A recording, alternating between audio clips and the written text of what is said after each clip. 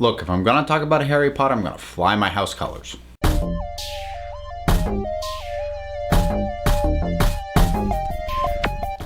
Okay, so there is a bit of news-ish thing that dropped a couple of days ago in regards to the follow-up film to Fantastic Beasts and Where to Find Them. Still currently titled Fantastic Beasts: The Crimes of Grindelwald. God, that is a lousy title to have to work my way through. But apparently there is a little bit going on, a little bit of a controversy to some degree in regards to a specific character, or more specifically in regards to something that will not be depicted about that character. And it has resulted in a certain stripe of the fan base that is upset by that, and it has also resulted in a stripe of fandom that is confused, bewildered, or angered by the fact that there is a side that is upset by this. So before I dive into this, a little bit about my own credentials. I have read every single one of the Harry Potter books. I have read The Cursed Child. I own all 8 of the movies. I have seen Fantastic Beasts. I don't own it. I didn't like it enough to buy it. And this, I am actually a Slytherin. I was officially sorted in Pottermore. And my Patronus is a squirrel, for the record. So that's my base level credentials. I am a Harry Potter fan. I'm not like a mega fan, but I enjoy this world, these stories. I enjoy them a lot, and I have for a while. So what happened was, it was basically confirmed by both David Yates, the director of the film, and by J.K. Rowling, who of course is the originator of everything Harry Potter, that the details of the past relationship between the characters of Dumbledore and Grindelwald, being portrayed in this particular film by Jude Law and Johnny Depp, is not going to be gone into in specific, explicit depth. To put it another way, the fact that Dumbledore is gay and had a romantic pull towards Grindelwald when they were both young men is not going to be brought up. Now, if what I've just said, you're like, what? What are you talking about? So here's the thing. This was never something that was ever made explicit in the books or any of the official media to date so far. However, after the 7th book was released, J.K. Rowling came forward and said that Dumbledore is gay, and in his past, he had a very close relationship with Grindelwald. Now, that much we do know. That is mentioned in the books, like once, maybe twice, but the details of that relationship are not made explicit in the books. And what she said outside of that is that Dumbledore is gay. He had a strong romantic attraction to Grindelwald. Grindelwald did not reciprocate it, but recognized it and used it to manipulate and take advantage of Dumbledore for a time. We don't have full details on that because, as I said, we only have the snippets that she has said. Now, that, as much as it is at least it is being presented as the intent of the writer and theoretically informed the way she's written these characters, that is not going to be made explicit in the new film.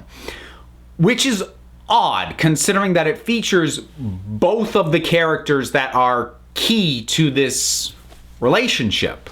That is not going to be depicted. Now, the result of this is that there is a fair chunk of fans who are somewhere in the LGBTQ range who basically are upset that it's not going to appear in the film.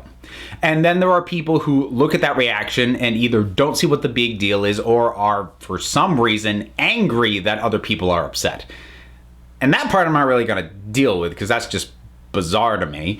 But I do feel like it is worth addressing for people who see that reaction, don't think it's a big deal. So let me start by trying to explain why, and then I'll sort of address the other side of it as well, because I want to try and be fair to the entirety of what it is that's going on. So the thing that is upsetting for any fan who falls anywhere into the LGBTQ spectrum, and a quick reminder, if you're new to the channel and didn't already know this, I land in there. What's frustrating is that there is, at present, no definitive representation of LGBTQ in the Harry Potter world. not in the text itself, not in the books, not in the movies. Now, there are any number of reasons why that could have not been the case, but it was a little bit of a coup for those kinds of fans to be told by Rowling, granted after the books were done, that this additional fact about Dumbledore, it gave them someone to connect with. And that's not to say like you can't relate to a character that doesn't share your sexuality or your gender identity or whatever, because that's ridiculous. A well-written character, you can always connect to it. But it felt meaningful that there was not only some representation, but that it was one of the key characters. It was one of the most powerful wizards in this world. That felt important. There are some people who were, even at the time, a little bit annoyed, why didn't you put it in the books in the first place? And I'll address that quickly because I think that feeds into some of the reaction to the reaction. And the thing about that is, and the reason it never bothered me, is that the details of Dumbledore's past, his history, really any of it, his romantic inclinations, and pretty much anything else, doesn't need to be there. We actually get very few specific details about really any of the adult characters, unless a specific detail that they give us pertains to the immediate story that's going on, because it's about the students. It's not about their teachers. And J.K. Rowling is a better writer than to just have a character sit down and spout their history at us unless it has an immediate bearing on what's going on right now. And because the books are written pretty explicitly from Harry's perspective, I mean, it's not a first-person perspective strictly speaking, but it never leaves Harry's point of view except for the opening prologue segment at the beginning of each book. Other than that, we are completely restricted to Harry's view, and he's the only character whose thought process we get to see. So for all intents and purposes, it's practically a first-person perspective. So coming at this from Harry's perspective, he's not going to know these things about these people, these adults, his mentors, his teachers, even the ones he really likes. And there isn't a reason for them to tell him a lot of this stuff. So there just wasn't an occasion where that particular aspect of Dumbledore's past really would have been relevant to what was going on. There wasn't a reason for him to talk about it. And frankly, I was kind of okay with it on that basis. I don't think that argument holds quite as much water with what we're dealing with the upcoming film, though. Now, granted, I have to stick a big asterisk on this for the fact that I haven't seen the film, you haven't seen the film, we haven't read the scripts, so, allow me some wiggle room that depending on the end result of the film itself, it could alter some of these things, but the film is going to feature both Grindelwald and Dumbledore in the same film, supposedly, one would assume, on opposite sides of a conflict. There is not only an opportunity, but a reason to have their past, which would include confirming Dumbledore's homosexual inclinations, to be, it's relevant. I mean, it matters. It's hard to imagine why it wouldn't matter in this case. Because I think, honestly, while it's a neat detail about the character, that information didn't matter in Harry Potter. It honestly didn't. I would have liked if it had been there, but it didn't matter. It's a lot harder to argue that it doesn't matter in this movie that we're coming up, because their past, how can their past with each other not matter? So either you don't bring it up at all in any way, in which you like their past at all, not just the gay aspect, but the fact that they have history together at all, in which case, why is Dumbledore even there if you're not going to acknowledge their past together? But if he's there and you do acknowledge their past together, but you fail to acknowledge that specific aspect that happens to confirm Dumbledore's standing as a member of the LGBTQ community, well, you've kind of made it conspicuous by its absence. Like, well, you have the perfect opportunity to weave this in naturally. It's relevant. There is a reason to talk about it, and you're not going to.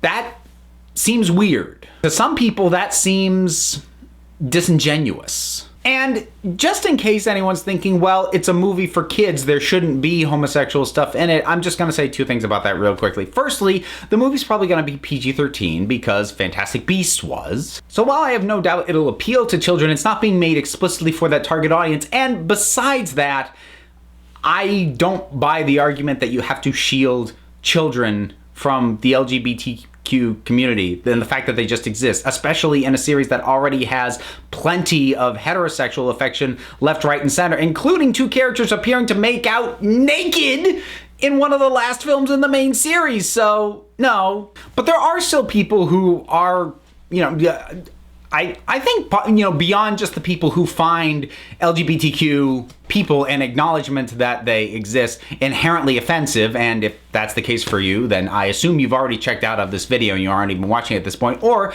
you're still watching in order to slag me off in the comments, in which case, I have nothing to say to you. And it's not because I'm trying to be a jerk, it's because if that's what you believe, there's nothing I can say that's going to change that.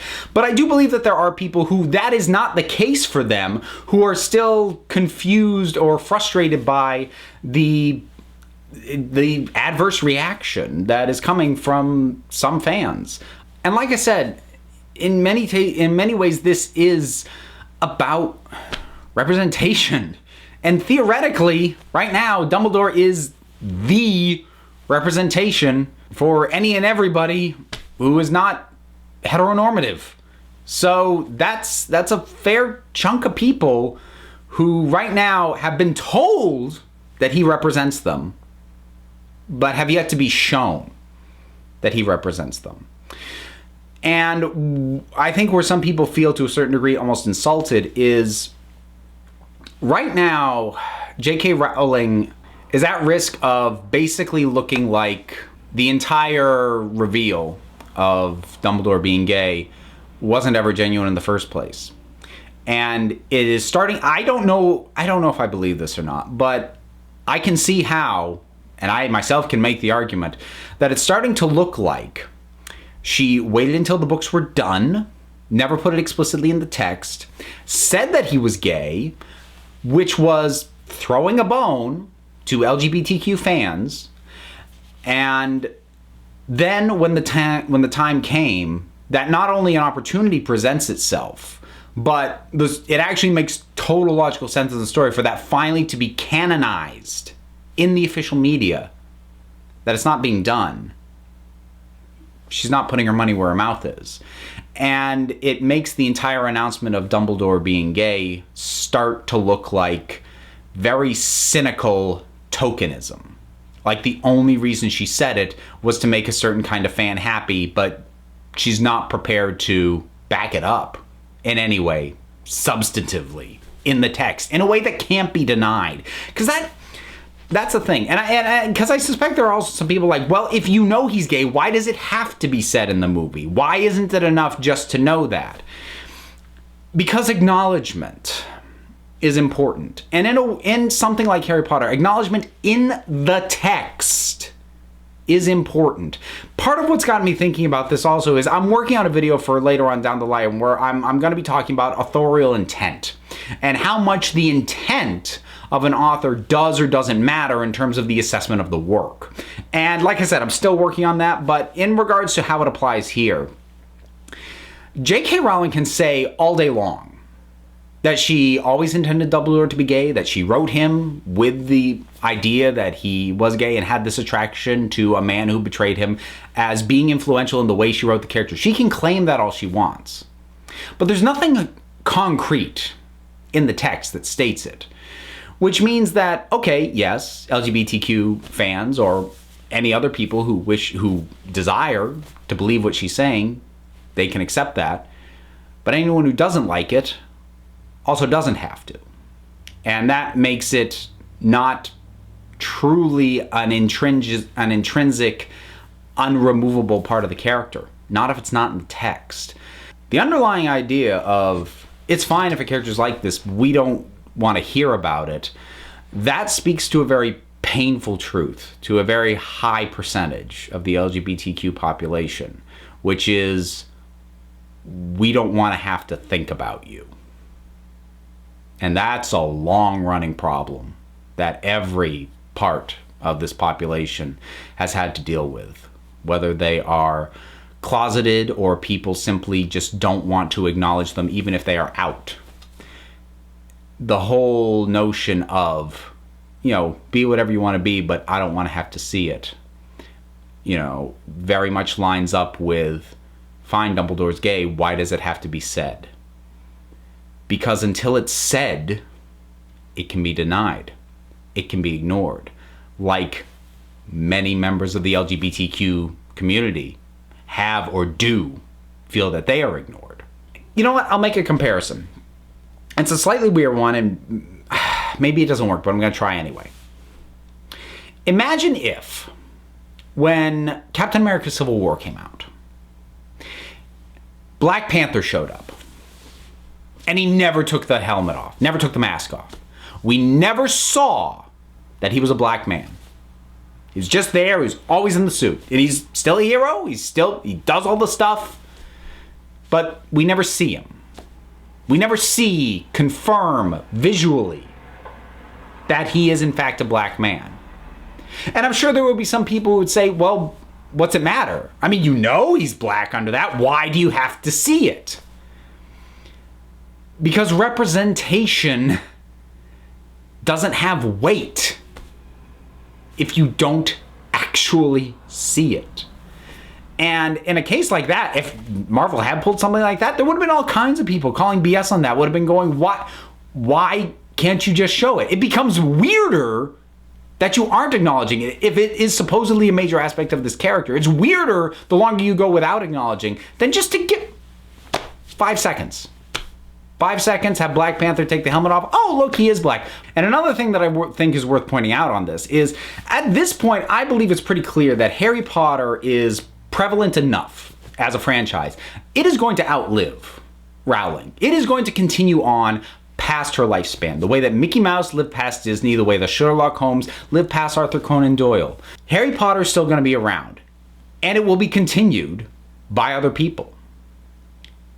And if she doesn't put somewhere concretely, confirmed, undeniably, that Dumbledore or anybody is a member of the LGBTQ community, then any other creator that picks up the pen after her is under absolutely no obligation to continue that.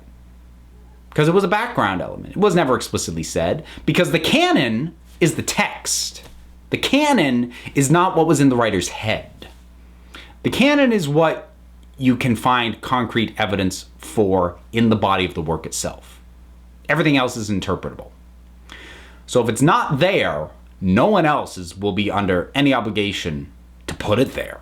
And right now, we are talking about the 10th film in a series.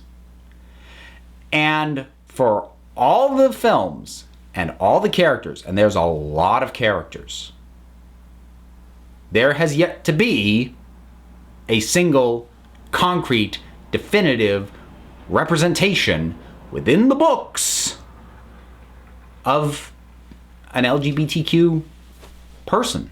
As of right now, when it comes to the text of this work, we don't exist.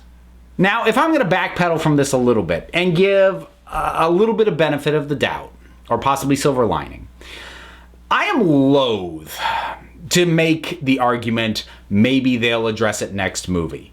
Because I hate that. Like, I really hate that. I get really, like, to my core, infuriated when people try and tell me that something that I see as wrong in a film is okay because maybe the next one will fix it.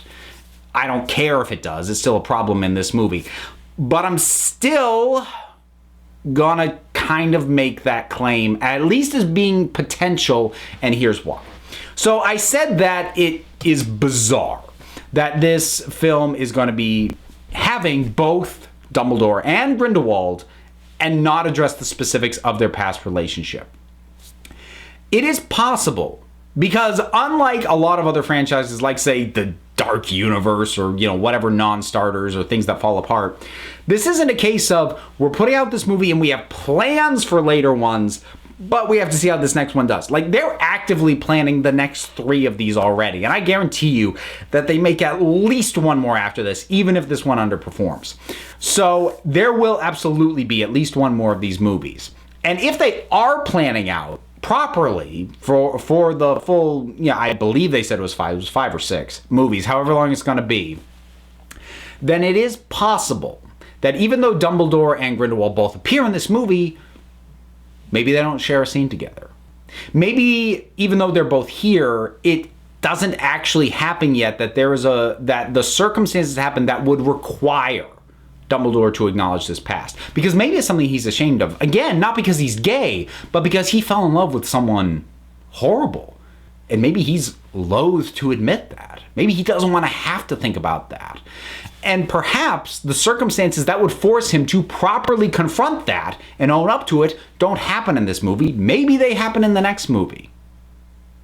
Having said that, even if that is the case, it's still not great, because at this point, because of the reaction that has happened and watching David Yates and J.K. Rowling try and cover up and explain and justify, even if it was always the plan to get into this in more detail in the next movie after Crimes of Grindelwald, it doesn't matter, because now, because of what's happened, it looks reactionary.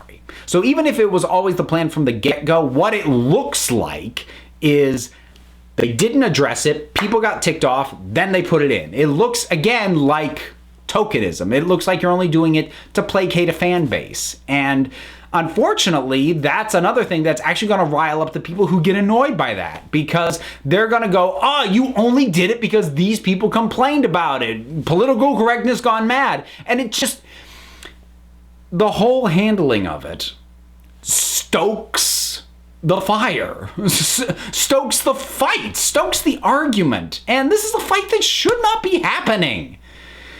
And again, my frustration is, and until I see the movie, and if it turns out that the opportunity genuinely isn't there, okay, but I do honestly believe there's probably ample opportunity to just get this information in there.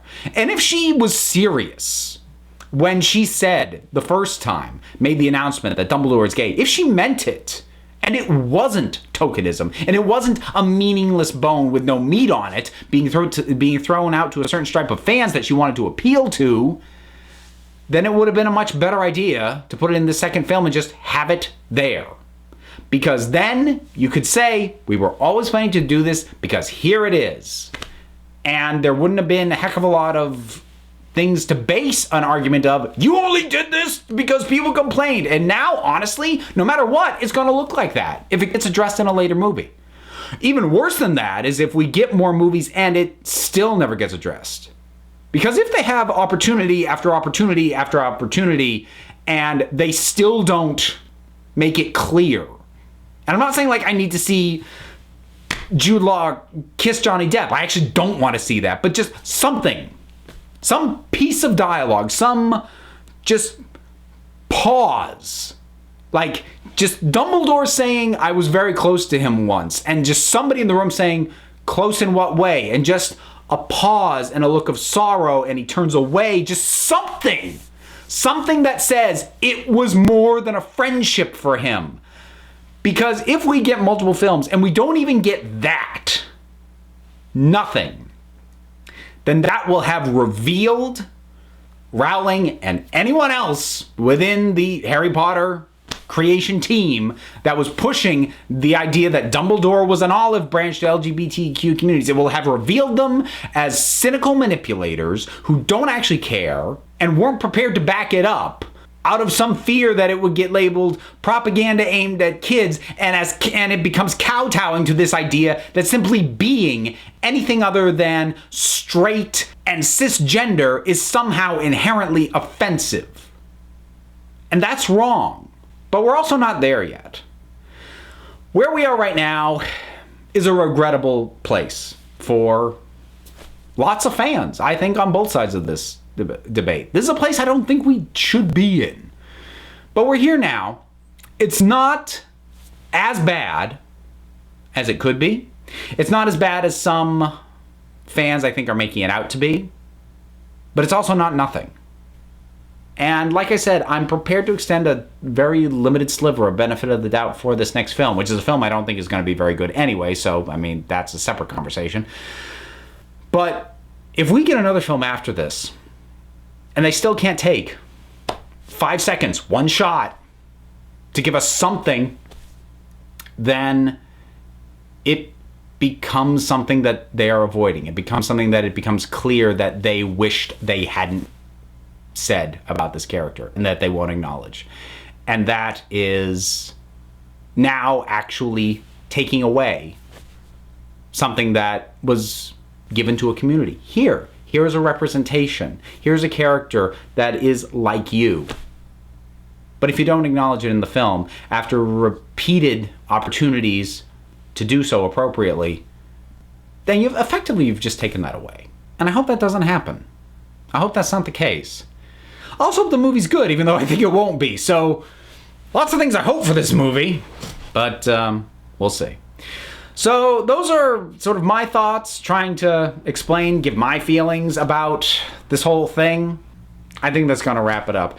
I have an increasing amount of faith in the subscriber base that I've been cultivating. So even though I know I've just talked about a fairly contentious subject, I'm hoping and I'm hopeful that even people who disagree with me, we can keep it civil and no personal attacks. And with that outlined, whatever your thoughts are, drop something down in the comments. Let's talk about it. You know, if you like what I do, you want to support me, you can do so through Patreon. And also, there's all the things, likes and subscribes and listen to my podcast and follow me on Twitter. Links for all that stuff's down below. So until next time, Expelliarmus!